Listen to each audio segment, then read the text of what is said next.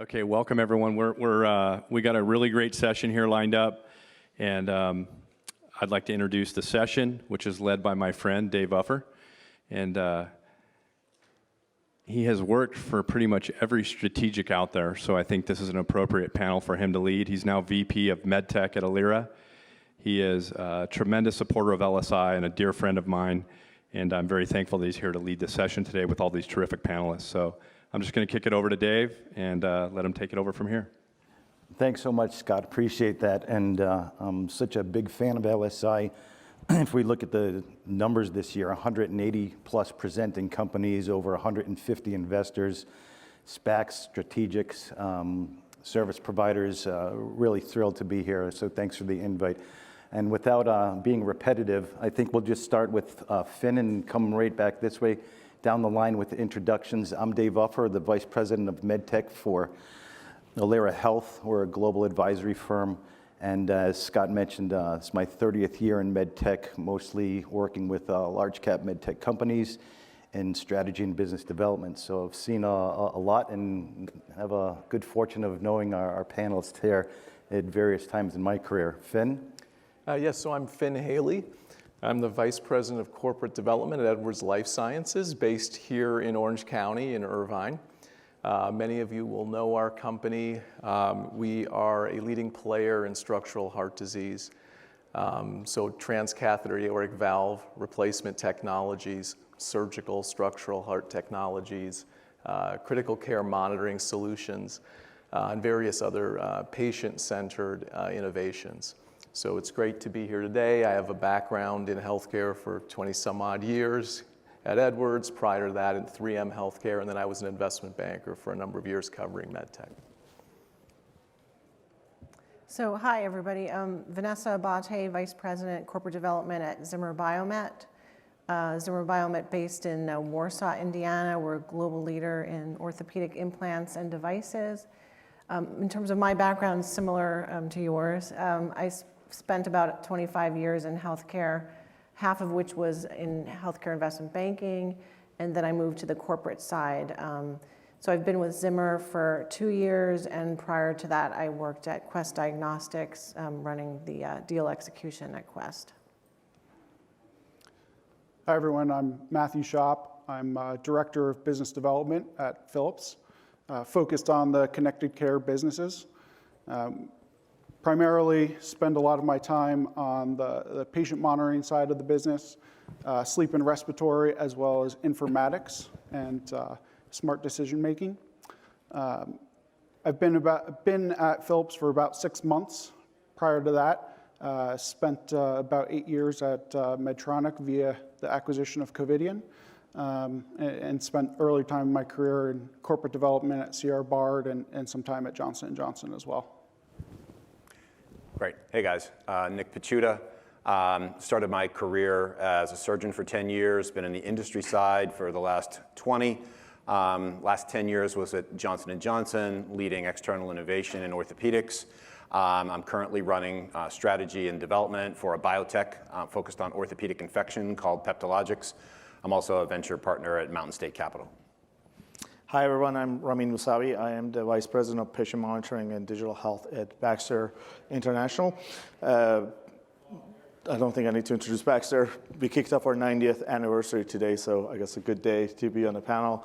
I have responsibility for a new business that we started putting together about 1.5 years ago.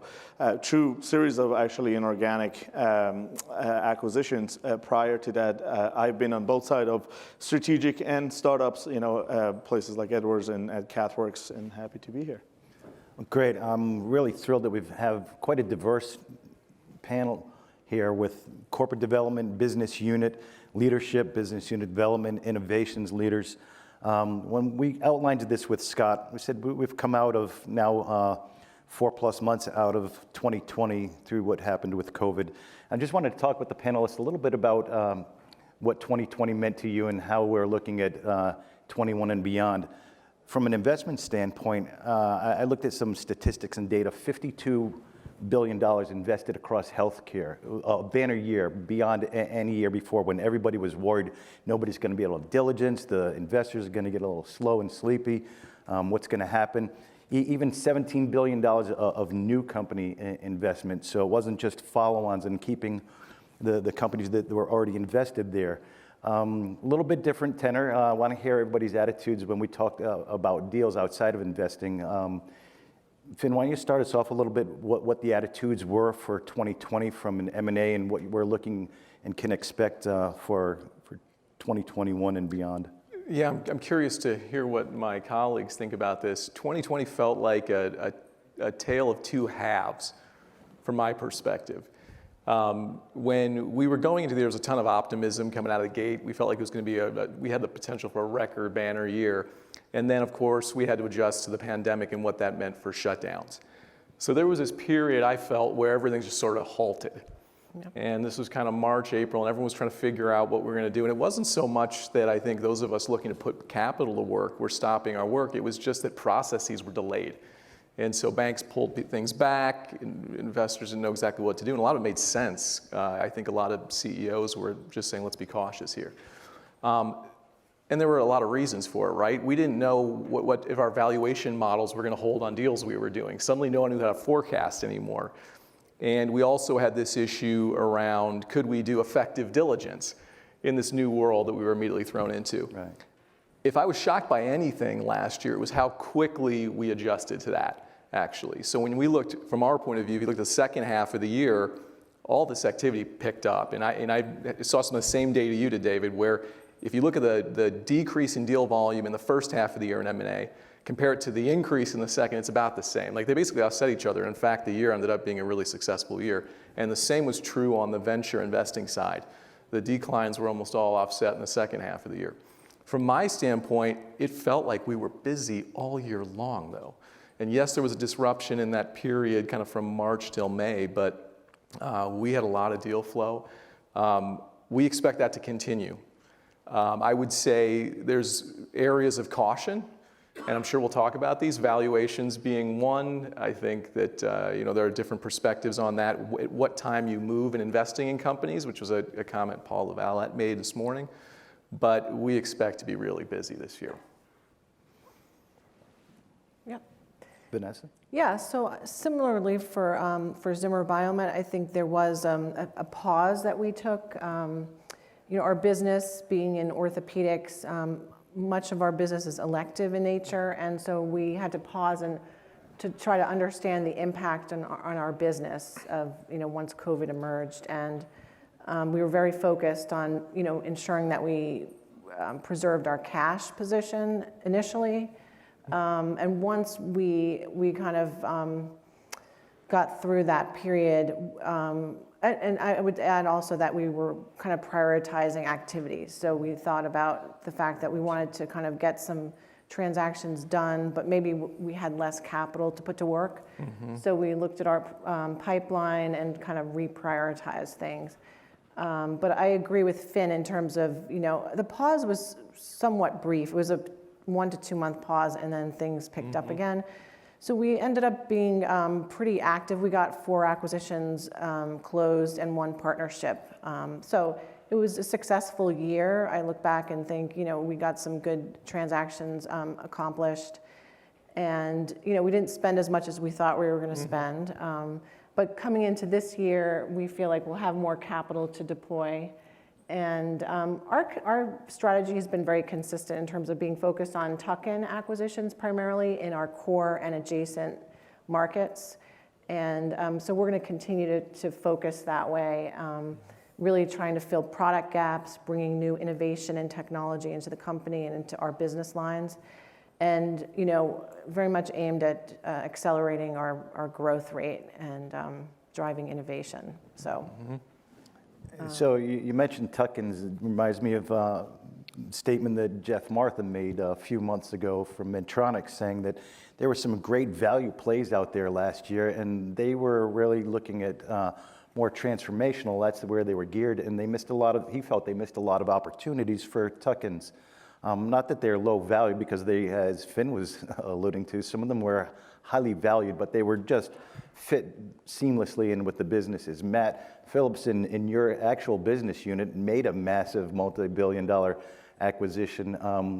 What's the attitude toward tuck-ins that are not transformational, and a lot of the companies here that would fit seamlessly into other companies? Sure. 2020 was certainly an interesting year in medtech, given that a lot of businesses with elective procedures and depending on where they focused saw such a lull. But there were a lot of businesses in respiratory and patient monitoring especially that boomed. So a lot of the focus was how do we meet the massive increase in demand and still do acquisitions and further our strategy. And after that initial lull period, a lot of the time, we realized we can continue to grow the business and still have resources to do both transformational and tuck-in acquisitions.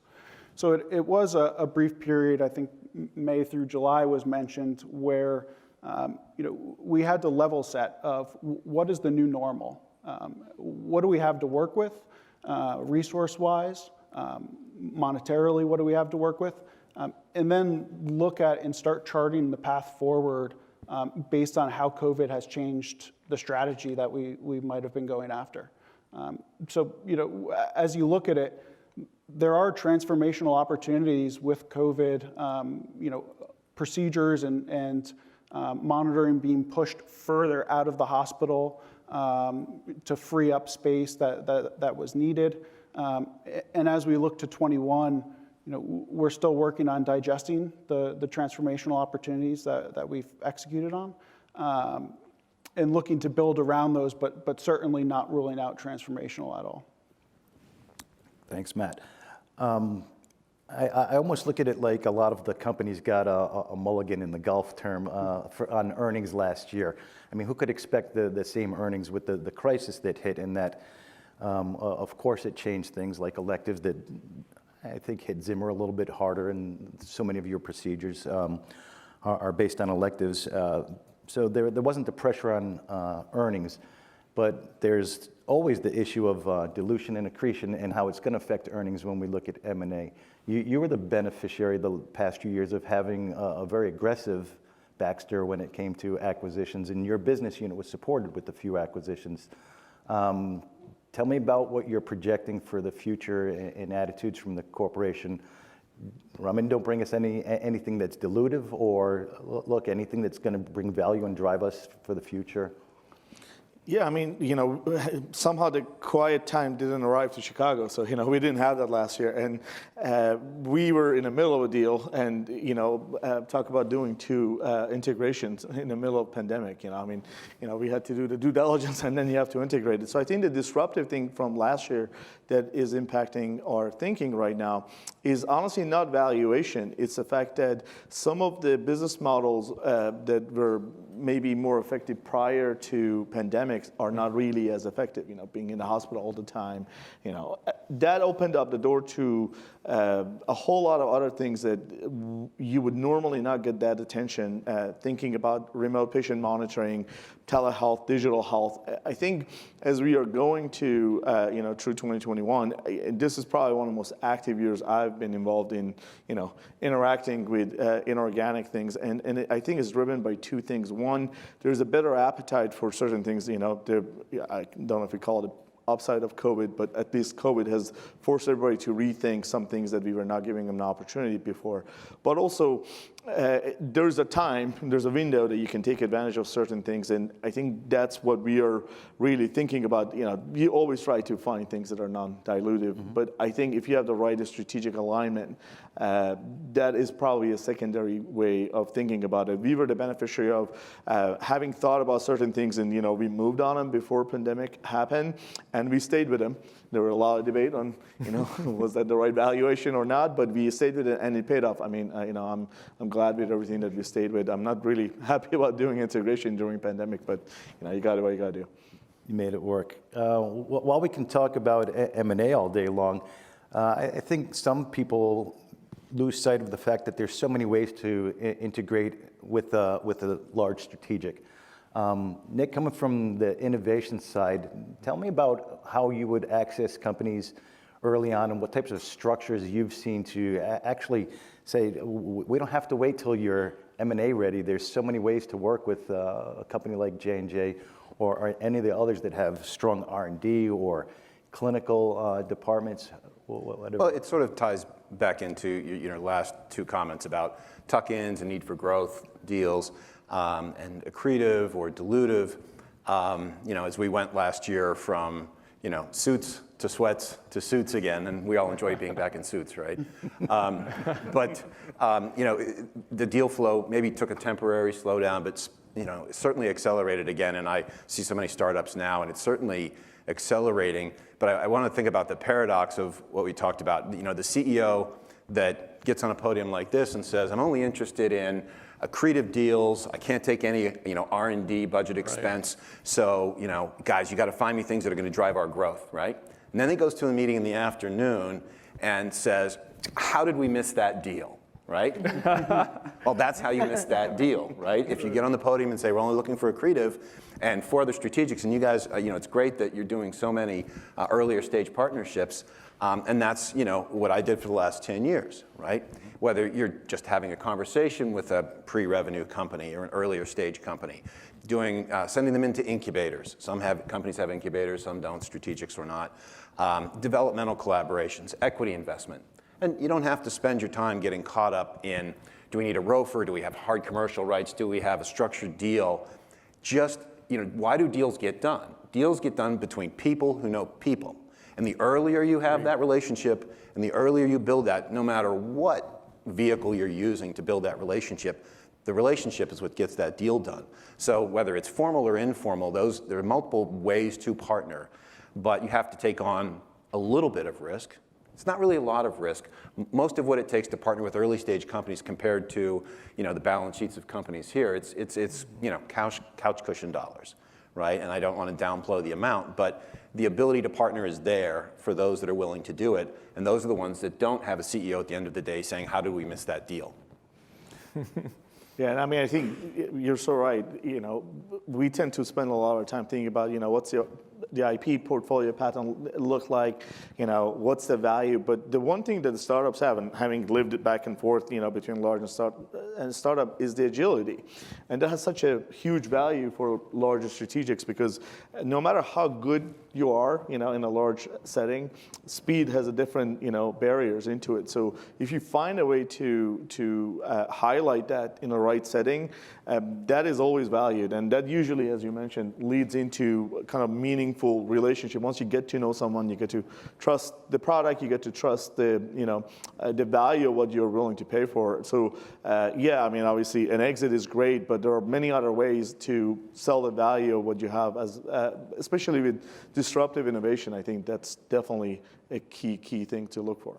Great. Mm-hmm. So Nick, you mentioned get to know the people, but we've got, again, such a diverse, we've got corporate, we've got business unit, we've got business unit, business development, and then we've got operators of the business unit. I had a CEO yell at me as I tried to talk with him a few times and said, "Dave, you're the last person I'm going to talk to. I do want to talk to you, but I'm going to the business unit to work with the GM and the VPs of marketing that want my technology, and then they're going to knock on your door." And it goes up the channel and down the channel at times. Matt, tell me about the experience where when you want to see companies, how you want to integrate with them, and when you want them going down to the business operators. Sure, and it certainly is important, as Nick was saying, when you build that relationship early and start to understand what is the target, or what is the potential partner looking at, what's their path forward, what are their milestones that they're looking to hit, and understanding how they're operating as a company so we can start to put together a plan to work with them early on, or know when is the appropriate time for us to start to work with them. If a company's planning on not selling until they go commercial and they drive value that way, it's good to know and stay in touch. At Philips, what I've found over the last 6 months, we have a very active and engaged venture team that we partner with, and as well as working with our corporate M&A and our strategy leads within the business. So a lot of my role in business development is to help to align who we're connecting the team with and making sure that understanding where the startup or the earlier stage company wants to go, what stage they're at, how can we work together, and who within the Philips organization is best suited for that early relationship. You know, if it's a joint development or something early on, you know, working with someone deeper in the business to develop that and keeping some of the others aware of the plan for down the road and in the future. If it's something where it's acquisition ready and they're ready to start a process, you know, it kind of starts at the other end with the business being more informed, but on the corporate side, a heavier level of involvement. And it's really a sliding scale, and the important thing is to keep everyone on that scale a part of the process throughout the whole time, to know when each person on that scale should be the lead and when someone should just be more informed and in learning mode. So, in corporate development, so my last role at Medtronic was in the business unit for business development. They wanted things socialized pretty far in advance to see that it was on your strat plan. This was a target, it's not going to be actionable this year, maybe even minimally 9 to 12 months out. And typically it was being investigated for a few years. Didn't like a surprise knock on the door, can we have a check for this? Right. Finn, you're laughing. Does that happen often? And do you look at a deal and say, this is good value, it makes a lot of strategic sense, or Yeah. well, this just came up, guys? Well, I think, you know, sitting in this role, and I'm imagining, you know, most of us on the corporate side have some kind of committee that reviews these deals when you bring it forward, an investment committee, an M&A committee. I'm going to say this wasn't at Edwards, but I've been at companies where you have this huge strategic deal you bring forward, and it's a complete surprise to management, but you want a bunch of money to do it, right? It's a tough position to be in. It also begs the question, if this was so strategic and all this capital, why are we just hearing about it? I would say, to echo what you all said earlier, our view, you know, I get asked all the time, when's the right time to approach us to talk to us? Early. Early is the default answer. You know, at Edwards, we have lots of ways that we can work with you beyond just doing acquisitions. You can make minority investments. You can think of all sorts of structured deals, partnership things. These are all tools in the toolkit, but it is helpful. It is very, very helpful to get to know our teams, both in the businesses and the corporate development teams, because we all spend a lot of time socializing new technologies. And it's partly the nature of the businesses that we play in, being cardiovascular. A lot of this is new technology. There aren't as many, you know, $2 billion companies that sneak up on you in our space. This is a lot of emerging technology. So it's important to start having those conversations early. And I would say, when you go to have those conversations, there are things that we probably care more about than other things. You mentioned earnings. Well, I mean, the companies I deal with a lot of times don't have earnings to talk about. So what are we focused on? How carefully you've thought about the patient opportunity. Can you get to a granular level talking about your TAMs and why this is impactful for patients and the clinical workflow? That's the world we live in on the corporate side, and we care a lot about those things. So people that can come in and speak to that in a convincing way immediately are somewhat enamored. We're enamored with them because that's the way we talk inside of Edwards. But the structuring piece of it, there's a great deal of flexibility behind. And I think that you know, we're willing to entertain different ways of working together, but what we really like to do is start that relationship very early so we can take our management on that journey and watch as you progress through the clinical development pathway and hit some of those milestones you mentioned. Then we can start feeling more and more conviction, and then of course you can have the maybe the potential for the exit you'd like. So, you know, that's the way we like to do it, at least. Okay. Yeah, no, quick comment. I think two things. One, you know, as we do the dance on deals, no matter which side of the table we're on, right? You know, you have your meeting at JP Morgan or the Emerging Medtech Summit, and then there's the non-confidential call, then there's the CDA, then there's the confidential meeting, and now you've got 7 other people from the various teams on that call. And then after that call, you know, if you're not interested, you know, that email that goes out that says, it's not on strategy, sorry. I wish we would all never do that again, right? I mean, you shouldn't have been through the first 4 or 5 phone calls and involved that whole team if it really wasn't on strategy. The other thing, though, is the people that create and own that strategy, that's where I see the best deals get done, right? It's not, the meeting at JP Morgan, they met the CEO, and somehow the CEO shoots it down the chain saying, we should look at this deal, right? Those always go great when it comes through the channel, right? But the ones where, the directors and the VPs and the presidents of those operating companies say, we know our landscape. These are the 1 or 2 that we really want. Sure. And we want to engage, we want to develop, we want to commercialize and integrate this into our portfolio. Those deals are really successful. Yeah. The ones that sort of come top down without business buy-in, they might smell good for the first few years, but they don't smell so good 4 or 5 years later. So they just, a little perspective from both sides of the table. Yep. That's a great point. You were nodding your head. Yeah, I mean, it's, I think Finn mentioned, knowing what you're trying to, do is really important. I mean, talking about, you mentioned TAM, and I think, just bringing the story of why this helps. We have this saying that says it's much better to have a simple solution to a known problem than a great solution to an unknown problem. Searching for a problem doesn't really help. So, you can reach out to whoever you want to reach out, and you should, get to know people. But people who make the decision, people who have to make the case for going outside and doing something it's not usually top down. It's usually, bottom up. It's a director of marketing who's passionate about growing the portfolio, or is an R&D person who will have an appetite for the right kind of technology that comes. And I think those are the meaningful things. I'm with you. I wish we didn't do. We try really hard to be upfront and not do the 7 rounds of CDAs, because I've been on the startup side, and it takes so much energy, and it's such a disappointment when you think you've done a good job and it doesn't go well. But this goes back to getting to know people early in the career, because once you build that relationship, it's much easier to ask the question, do you think this is going to work out anywhere? Does this fit? Because people change their strategy sometimes to fit things, Sure. So, I think it is very true, but that early thing cannot be emphasized hard enough. And I just say, there's an alumni of this platform from 3 years ago that we acquired last year. And I'm in a different world. I listened to them, and I'm like, whoa, this thing is so interesting. And it was like one of the first things that we did, when I got to the role. I'm like, where are those people? Let's LinkedIn and find them and go back to them. So there's always opportunities.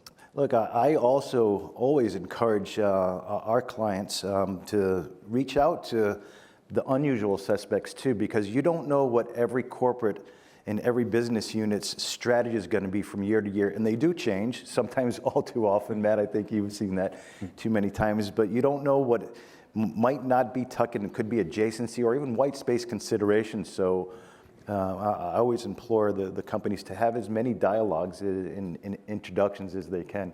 And again, early on. Since this is an investor conference, I want to change up just a little bit. I think everybody that I shake hands with here isn't like this. It's more like that, because they're looking for a check, and they're here to seek investors. Gwen Watanabe, who was corporate development of Teleflex, was to be on this panel, but in between the time she signed up for it, she took a role in robotics, so she'll be on a robotics panel tomorrow from Smith & Nephew. But she would always ask me, Dave, are we the largest company that doesn't deploy capital in venture investing? And I know everybody here at some degree does. Tell me about the intent and the purpose, at least at Philips. I know you said that you're 6 months in and very pleasantly surprised to see how aggressive they've been.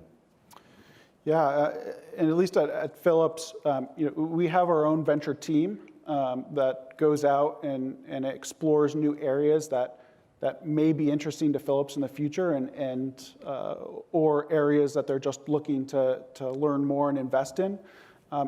And then there's also the other side of it of sitting within a business. We also do business-focused and business-sponsored venture investing.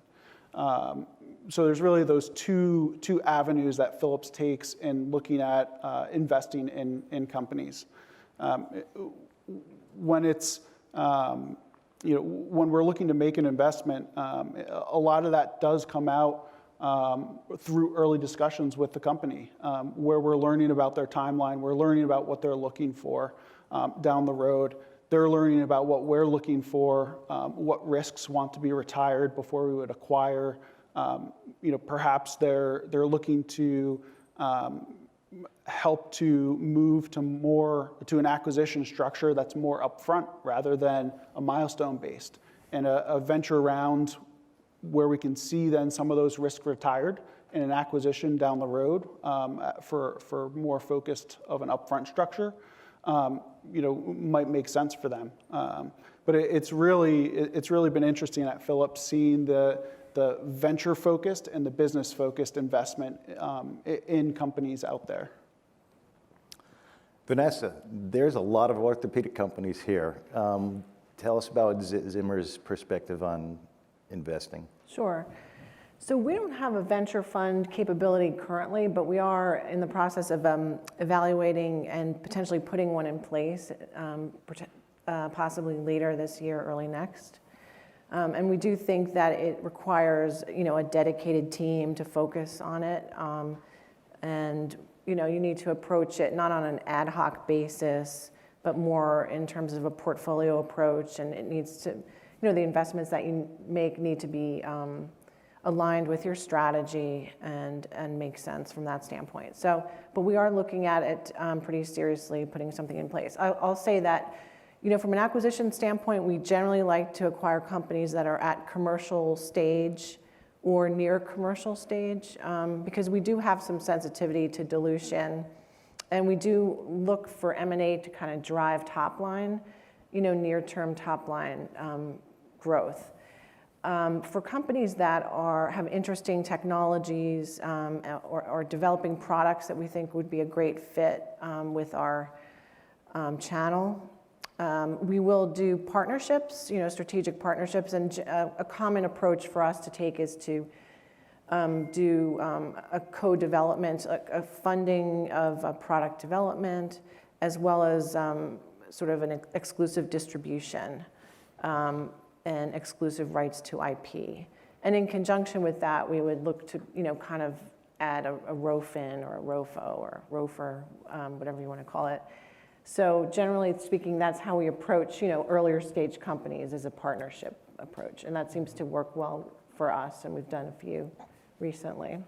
So there's so many vehicles to engage. Aside from just venture investing, Nick, a little bit more from you on how to engage outside of just minority equity investing, and then how you look at rights. One of the things that a lot of the companies that come to us and ask for guidance is, what do we do about rights when somebody asks for that? At least when I would invest, I never did that at Medtronic, asked for hard rights. I just wanted to have board seat and observation rights and keep information flow as best we could, so we knew when to pull the trigger, whether it was preemptive or at auction. Yeah, I doubt that most startups are looking for a minority investment, but giving away hard rights or a right of first refusal, that can, unless the check is big enough, right? If you're going to exclusively lock somebody up, then you're going to write a bigger check, and to write that check, the investment committee levels go a couple levels up, and the amount of pre-work that has to be done to do those kind of deals are difficult or more difficult. If the point is building relationships to see it early so that you can make the deal when you think it's the right inflection point, I don't think you need to get so caught up in the hard rights and commercial terms and structured deals. If you're there at the table, and in pharma, there's multiple strategics could be in the same equity round with a pharma target. However, in medtech, how many times do you see in the cap table multiple strategics, right? That's rare. It's typically one. So whether you're in for a small amount or you've got a ROFR, ROFIN, or to push for those harder rights and build that structured deal and have to do all the diligence required sometimes, I think it's unnecessary. I think to use some of those vehicles, whether you're using balance sheet or some development dollars, to build that relationship early, I don't think you need to overthink the rights you need. If you're if you're a board observer, you're going to see what you want to see when you want to see it. Mm-hmm. Finn, you're nodding there. A little bit of thoughts? Yeah, no, I generally agree with it. I don't want to put myself in the position of arguing against something that sometimes I may ask for, but I think that's generally true. I think in most cases, our job is to get to the company earlier and establish that relationship to a degree where you are going to be the first call they make. We approach it that way at Edwards. We really value those relationships. I think that, if you have observation rights, generally speaking, we're going to know what we know to get that level of conviction we know to do something more serious. Are there times where, we may ask for them or get them? Yeah, sure. I mean, in history that does happen. But generally speaking, we particularly on the minority investment side, we want observation rights. We want to know what's going on. That's what's important to us. As you explore other structures, of course, if we're doing something that's more structured or like, looking at, a popular structure of build to buys, which people talk a lot about, totally different scenario, right? We're talking about real complexity. But in general, I think that holds true for us as well. Nick, you mentioned if you're going to write a big enough check, and I know a lot of times at Edwards you have to because of I mean, when you're in the markets that you're in, these take significant investment. We're not talking $2-3 million investments. What about consolidation? I mean, if you get over 20%, now you get to consolidate. Do you say by no means will we look at that, or how do you deal with that? We spend probably, all companies in our spot probably spend too much time thinking about financial accounting and consolidation. Yeah. I think that is a number. I would be disingenuous to say that no one's looking at consolidation accounting. They are. But there are different ways to skin the cat on that. I mean, there are, just taking minority position and letting that strategy take care of itself, or there are things you can do around voting, non-voting shares, all sorts of things that people do to work with that. So it's definitely something we talk about. It's definitely something that's an issue, but it shouldn't. There's something wrong if accounting questions are dictating how you progress with strategic investments, and we don't let that happen. Ramin, I know Joe and Dennis have restructured the way Ventures operates, the way it's staffed, and how they're going to deploy capital. Really important to see them being aggressive again. A little bit about the stance from Baxter. Sure. I mean, as since Joe came to Baxter about 5 years ago, he's been on this journey of trying to change some of the things that we are doing. And, we, for the past 24 months, I think we've been very well positioned to do that. I'm very encouraged by our venture group's actually willingness to look at any possibilities. As we think about partnerships, we look at any possibilities. If you have a good solution that helps and sustain lives, we are willing to listen to it. I think it's important that there's a good alignment between what you're asking for and what you can offer. Sometimes it's a little bit of, you're asking for something that is not proportionally aligned to the value that you can bring to the table at that stage of the company. We've made a series of early stage investments, minority investment. I'm with what you said. I mean, honestly, even if you don't have an observer right, if you want to learn about something, you'll find a way to learn.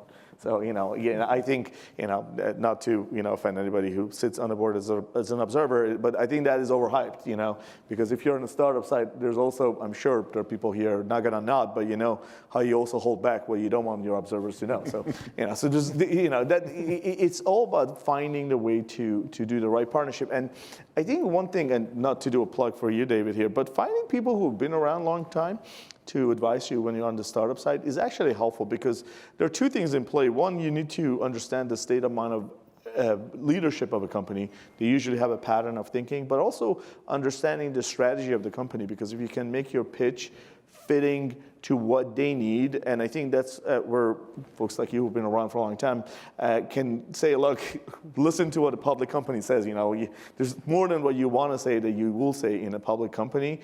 That alignment, I mean, what we're looking from a venture perspective is things that will fit what Baxter wants to do from a long-term perspective, and we can be a long-term partner. We will, you can have an early exit if it is ready, and if it's not, we are willing to be in, for long-term and get you where you want to go, because ultimately that return is there. Mm-hmm. Thanks for the effort. I tried to give you softball pitch to plug the There you go. robotics There you go. panel tomorrow, but you didn't take on it, so thanks for that one. A little bit on partnering in different ways. I had a client that was a major Japanese company, and they were having difficulty getting the speed of deals through because of the organization. Everything had to go back to headquarters in Tokyo. So they took a strategy of going into distribution that would then socialize it very strongly. The company could see the performance. It was a lot of that strategy, not just the de-risk on the commercial side, but of course that's one of the strong strategies that will help you, A, stay close to the company, see the performance, de-risk, but it was also a way for them to get it through corporate a little bit easier. Intentions for taking products in companies through distribution. J&J has many platforms. What was the experience there? Yeah, I mean, J&J and DePuy Synthes particularly, did a number of distribution deals, and it's a way to sort of date before you get married, right? And I think, you hear the trend in the last year or two about we want to see companies get clinical and commercial proof of concept, and we want to see them get some momentum.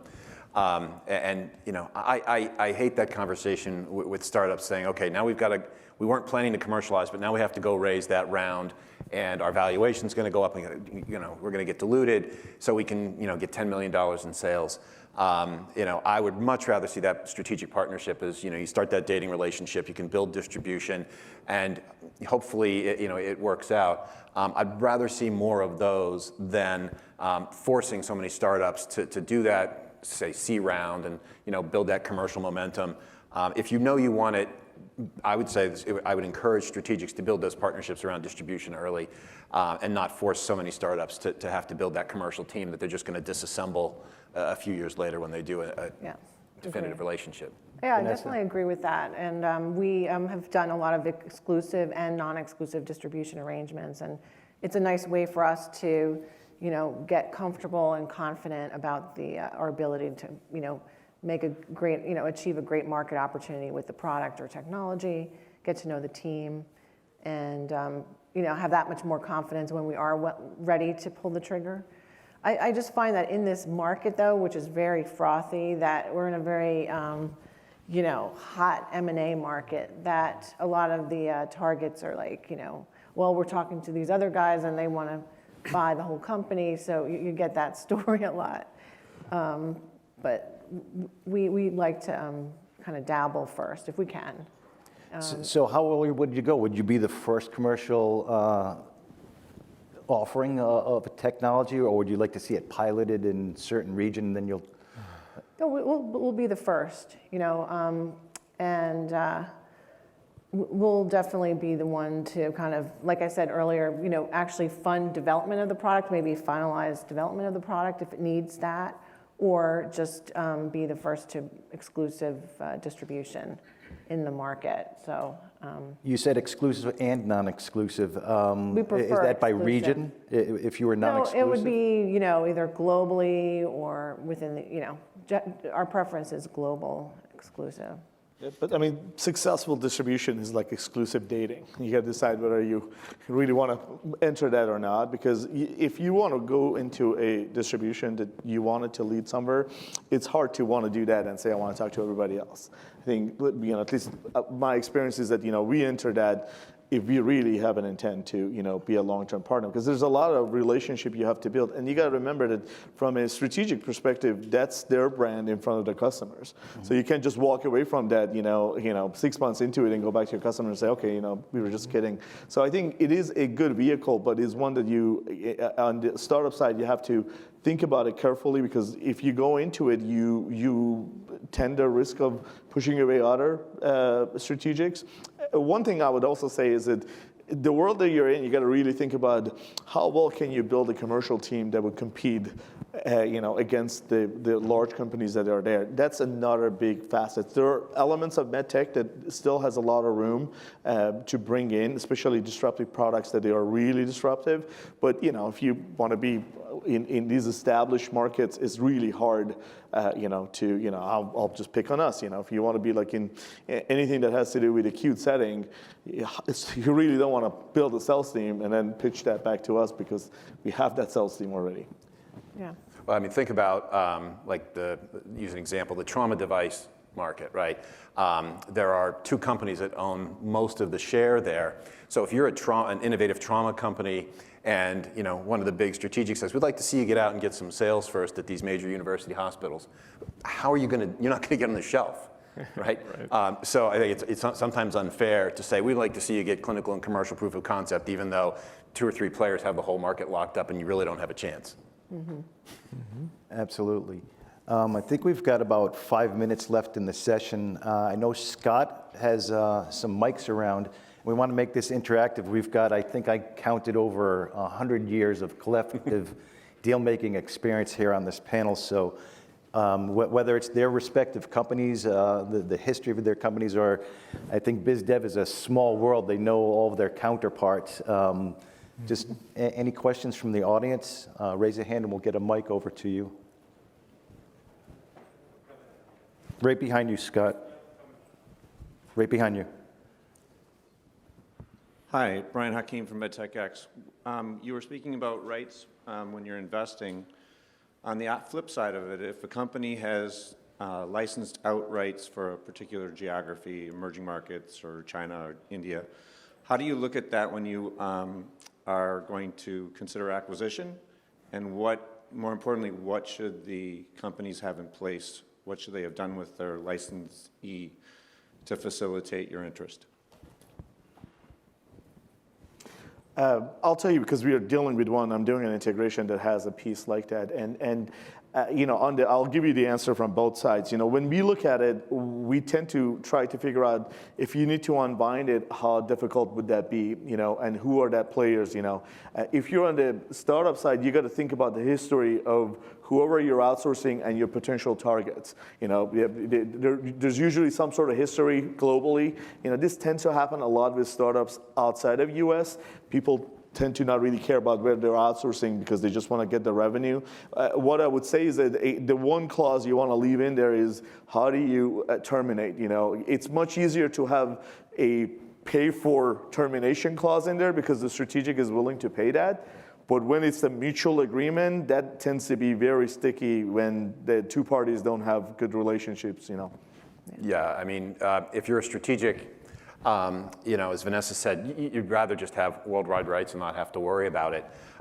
If you have given away rights, and I advise all startup companies, ask that question, can we unravel this easily and inexpensively if we really want a strategic exit later? If you haven't asked that question and you give something away, you could have killed your opportunity potentially for a bigger definitive strategic deal. Agreed. Yeah. See it the same way. And we've run into it. I mean, in my past, I've approached companies and they have clauses that are really, really tough to unravel, and it becomes a big issue. So it's something to spend time thinking about. Yeah, Matt, I know, for example, you did a deal with a company that had 14 distribution agreements, but he was smart enough to make a time unwind on that, and they were within 3 months, most of them were within 3 months of the deal. So just be very cognizant of what the out clause is and how somebody can unwind it. It definitely affects NPV of the deal potentially when, because these can all add up, these termination payments, and it could be a big chunky one-time expense that you have to take. And while you can kind of take that out of GAAP, it's real cash. So it does affect your NPV. For instance, Brian, you mentioned China. Sometimes the companies, while they're global, they might not, in that particular business, have a channel, and it might be appreciated that they actually can maintain that relationship and still have sales in that region if they don't have an organization or they're not prepared for that transfer, and maybe it's a year unwind on that. We had one more over here. Yeah. So how do you think about deals where another strategic has made an earlier stage investment? Does that make it attractive or does that make it tainted? I'll jump on that one. I think it adds credibility. I mean, I think most startups would love to have a strategic to add credibility, because if you don't have hard rights, then it adds that credibility, helps them raise money, right? And you get that first look opportunity, sort of no matter what real relationship you have with them, as long as you have some. So I think it makes total sense. Agreed. I see it the same way. When I look at the history of venture capital investment I've done here in the past, it's not uncommon at all that there'll be another strategic in the mix, or multiple strategics in the mix. And yeah, in some ways it lends credibility. Of course, you know, if anything, in some ways it pushes us a little bit to, again, find ways to be better at forming relationships, again, because you want to be the first call. That's what we want to do. And so I don't see it as a deterrent. I had an example where I was one of 5 strategics invested in a company, and the 6th company acquired it. It wasn't even one of them. So never worry about having a strategic and multiples in there. One of my invested companies said, we want Baxter to come in on this round. You are the first in line. Is it okay? And I said, I want a strong syndicate. I want good partners, and we co-invested. So I'd still like to be the first call, though. I mean, get early, and get in early. Talk to us early. If there's a way for us to be the only strategic, I'd take it. Yeah, but I mean, large strategics also have really smart people in their BD and corporate development. So if there's one has already invested, that tells you that somebody, you know, did some level of diligence and they thought it's a good idea. That gives you not just the credibility, but also, you know, it gives you that kind of confidence that, okay, you know, somebody from different lens looked at it. You know, it's great if you can get more of them, you know, but it doesn't stop. If you're the right solution, you know, there's a way to get around all of those, and it's always good when there are others who have invested and you do the exit. Well, 50 minutes goes quick, so I got to thank all the panelists. I really appreciate the time and all the insights, and I know that they're all going to be here for some time throughout the week, so they're very approachable. Come on up and say hello. Thank you. Thanks, David.